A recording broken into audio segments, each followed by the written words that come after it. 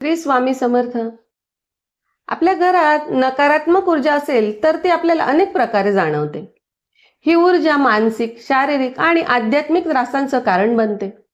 काही लक्षणांवरून तुम्ही ओळखू शकता की घरामध्ये नकारात्मक ऊर्जा आहे. घरामध्ये वारंवार भांडणं होणे, सदस्यांमध्ये ताणतणाव वाढणे हे नकारात्मक ऊर्जेचे स्पष्ट संकेत आहे. काही जणांना घरामध्ये झोप न लागणे किंवा विचित्र, भयानक स्वप्न येणे सुरू होते.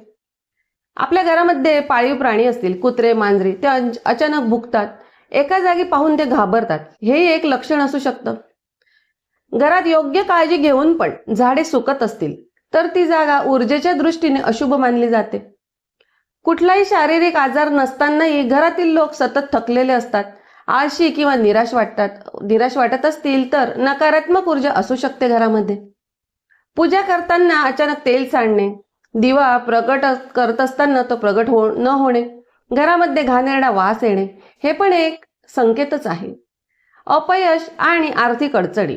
आता अचानक आर्थिक नुकसान, नोकरीमध्ये अडचण येणे, कामात यश न मिळणे हे देखील संकेत असू शकतात. या लक्षणांवरून तुम्ही घरातील ऊर्जेचं स्वरूप ओळखू शकता. अशा वेळी नामस्मरण करावे. वास्तुदोष निवारणसाठी गंगाजल आपण घरामध्ये सर्वत्र शिंपडावे.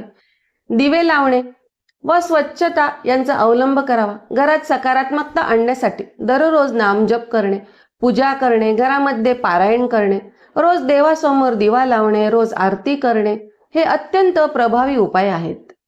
श्री स्वामी समर्थ.